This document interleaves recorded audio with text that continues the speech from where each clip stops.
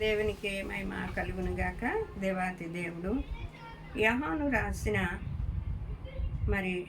మొదటి పత్రిక దేవుడు మొదటి అధ్యాయంలోంచి దేవుడు మాట్లాడుచూ ఉన్నాడు. దేవుడు ఇక్కడ ఆయన వెలుగై ఉన్నాడంటండి. ఆయన వెలుగై ఉన్నాడు. దేవుడు ఇక్కడ మనందరినీ కూడా చీకటి బ్రతుకుల్లో ఎంచి, అంధకారమైన చీకట్లో ఎంచి మనల్ని విడిపించడానికి ఆయన వెలుగుగా ఈ లోకానికి దిగి వచ్చాడు. ఆయన ప్రకాశమానమైన వెలుగు దేవుడు మనపైన కుమ్మరించడానికి, చీకటి బ్రతుకుల్లో ఉన్న మన జీవితాన్ని, చీకటి కోపముల్లోనికి ఉన్న మన జీవితాన్ని ఆయన మహాదైశ్వర్యమైన వెలుగులోనికి మనలందరినీ పిలుచుకుంటానికి ఆయన దిగి వచ్చాడండి. మనందరినీ ఆయన వెలిగించాడు. మనము చీకటి వారము కాదు, మనము వెలుగు సంబంధులమై ఉన్నాము అని దేవుని వాక్యం చదివిస్తూ ఉంది. దేవుడు వెలుగై ఉన్నాడు. ఎవరైతే నేను దేవునితో సవాసము గలవారమని చీకట్లో నడిచిన ఎడల వాడు అబద్ధకుడు అని దేవుని వాక్యం చదివిస్తూ ఉంది. దేవుడు ఇక్కడ ఏం చదివిస్తూ ఉన్నాడు అనంటే, దేవుడు వెలుగై ఉన్నాడు. ఆయన యందు చీకటి ఎంత మాత్రమును లేదు. ఆయనతో కూడా సహవాసము గలవారమని చెప్పుకునుచు చీకట్లో నడిచిన ఎడల అబద్ధములాడుచు సత్యమును జరిగింపకుండా ఆయన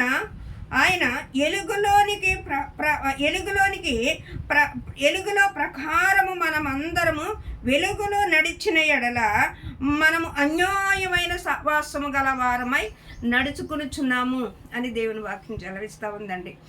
మనం ఎలుగుగా దేవుని సంబంధులుగా మనం ఈ చీకటి కోపమైన లోకములో మనము ఎలుగై ఉన్నామంటండి. ఈ ఎలుగు యేసు ప్రభు నుండే మనకు వచ్చింది. ఈ వెలుగు ఎవరై ఉన్నారు అని యోహాను కూడా మనకి తెలియజేసి ఉన్నాడు. నేను ఆ ఎలుగై ఉండలేదు కానీ ఆ ఎలుగును ప్రకటించడానికి నేను వచ్చి ఉన్నాను అని యోహాను కూడా చెప్పినట్లుగా ఉన్నది. యోహాను రాసిన పత్రికలో మొదటి అధ్యాయంలో కూడా ఏమంటున్నాడంటే,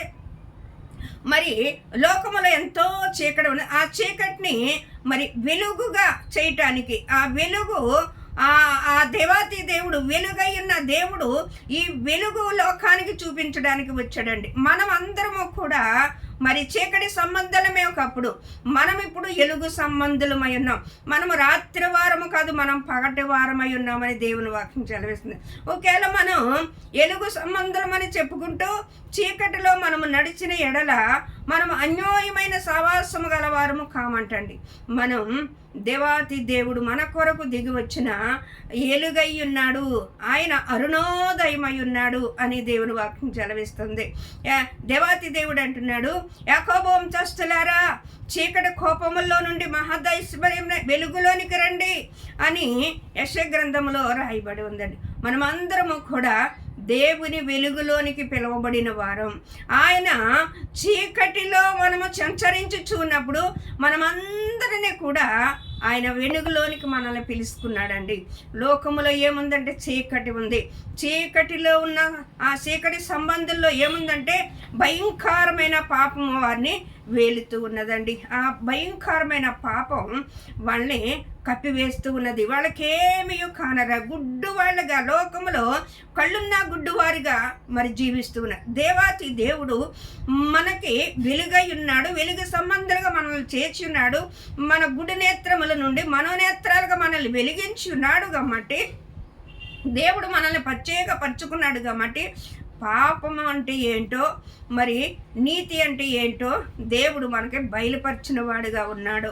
మనం ఇంకా పాపము చేయటానికి మనము చీకటి సంబంధులము కాదండి, మనము వెలుగు సంబంధులమై ఉన్నాం. దేవాతి దేవుడు ఆయన మహాదైశ్వర్యమైన వెలుగు.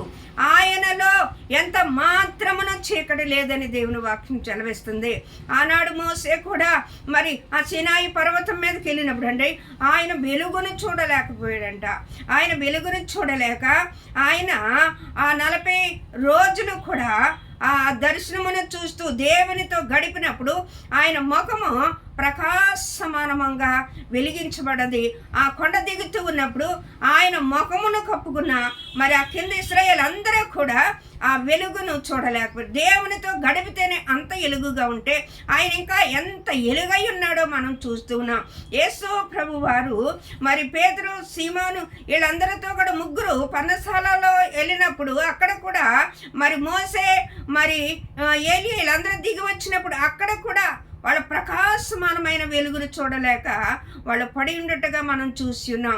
యేసు ప్రభువారితో వాళ్ళు మాట్లాడటానికి దిగి వచ్చినప్పుడు ఆయన మహాదర్శమైన వెలుగుతో మనల్ని నింపుతూ ఉన్నాడండి. మన హృదయాన్ని వెలిగించడానికి వచ్చినాడు. మన హృదయమును ఈ లోకములో ఒక వెలుగుగా దేవుడు మనల్ని చేర్చున్నాడు.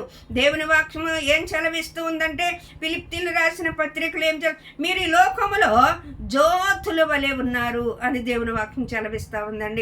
మనం ఈ లోకములో జ్యోతులుగా చీకట్లో ఉన్న వారిని మనము కూడా ఆయన వెలుగులోనికి నడిపించడానికి దేవుడు నిన్ను ఒక నక్షత్రం వల్ల దేవుడు నిన్ను చేసుకున్నాడు. దేవుడు నిన్ను చీకట్లో ఉన్న నిన్ను, మందకారములో ఉన్న నిన్ను, పాపములో ఉన్న నిన్ను దేవుడు ఆయన వెలుగులోనికి నిన్ను పిలుచుకున్నాడు, నిన్ను వెలిగించున్నాడు. కాబట్టి మనం అనేక మందిని వెలిగించేవారుగా ఉండాలని దేవుని వాక్యం చలవిస్తూ ఉంది. మరి ఇంకా మనము అన్యోన్యమైన సహవాసము గలవారమని జీవిస్తూ ఇంకా చీకట్లోనే నడిచిన వారిగా ఉంటే మనము వెలుగు సంబంధులుగా ఉండలేమండి. ఇంకా మనము పాపపు కోపంలోనే ఉన్నవారిగా మనం ఉంటాం. ఇంకా చీకటి సంబంధులుగా ఉన్నవారిగా ఉంటాం. ఇంకా చీకటి క్రియలు చేసేవారుగానే మనం ఉంటాం. కానీ ఎవరైతే మరి దేవుడు ద్వారా వెలిగించబడతారో వాళ్ళు అనేక మందిని వెలిగించడానికి వాళ్ళు వెలుగు సంబంధులుగా ఉంటారు. మరి ఆ చీకటి ఎంత మాత్రమును కూడా వెలుగుని చూడలేనట్లుగా మరి యోహాను రాసిన మరి సువార్తలో మనం చూస్తూ ఉన్నాం. మరి ఆ చీకటి వెలుగుని ఎంత మాత్రమును చూడలేదు. అయితే ఆ చీకటిలో వెలిగించడానికి యేసు ప్రభు వారు దిగి వచ్చారండి. ఆనాడు గొల్లలు జ్ఞానులు ఉన్నప్పుడు వాళ్ళ దగ్గర ప్రకాశమానమైన మరి దూత అక్కడ వచ్చిన ఆ వెలుగును చూడలేక వాళ్ళు భయపడినట్లుగా మనం చూస్తూ ఉన్నాం. దేవుడు అంటాడు కదా, నన్ను చూచిన వాడు ఎవడనో బ్రతకలేడు అంటాడు. ఎందుకంటే కోటి సూర్యుల కాంతి కన్నా తేజోమయుడైన దేవుడు అండి మన దేవుడు. మరి ఈ సూర్యకాంతికి మనం కళ్ళెత్తి మనం చూడలేము. ఆ సూర్యుడిని మనం చూడలేని పరిస్థితుల్లో ఉంటాం. కానీ అలాంటి ప్రకాశమానమైన దేవుడితో మనం వెలిగించబడిన వారుగా ఉన్నాం. ఒకప్పుడు చీకటి వారమే, ఒకప్పుడు అంధకారంలో జీవించిన వారమే, ఒకప్పుడు అపవాది కొరల్లోనికి వెళ్ళిన వారమే, అపవాది చీకటిలోనికి మనల్ని వీడ్చుకుంటూ వెళ్ళిపోయినప్పుడు దాన్ని క్రియలు చేస్తూ దాని పనులు చేస్తూ మనము సచ్చిన వారుగా ఉన్నప్పుడు క్రీస్తు ప్రభువారు మనందరినీ కూడా ఆయన వెలుగులోనికి మనల్ని నడిపించాడండి. మన ప్రాణాల్ని ఆ చీకటి నుండి విడుదల చేశాడండి. ఆ చీకటి అంధకారముల నుండి మనల్ని వెలుగులోనికి నడిపించాడండి. యోహాను అంటున్నాడు కదా, ఆయనలో చీకటి ఎంత మాత్రమును లేదు, ఆయన ఈ లోకమునకు వెలుగై ఉన్నాడు. అవునండి, ఆయన వెలుగై ఉన్నాడు. యేసు ప్రభువారు మరి పుట్టినప్పుడు కూడా ఆయన మహిమ ఆ పరలోకము నుండి దేవదూతలు మరి ఆ యేసు ప్రభువారు పుట్టినప్పుడు మరి అక్కడ దిగి వచ్చినట్లుగా సమూహములుగా దేవుని దూతలు దిగి వచ్చినట్లుగా మరి యేసు ప్రభువారు పుట్టిన ఆ ప్రదేశం అంతా ఎలుగుతో నింపబడినట్లుగా మనం ఇక్కడ చూస్తున్నాం.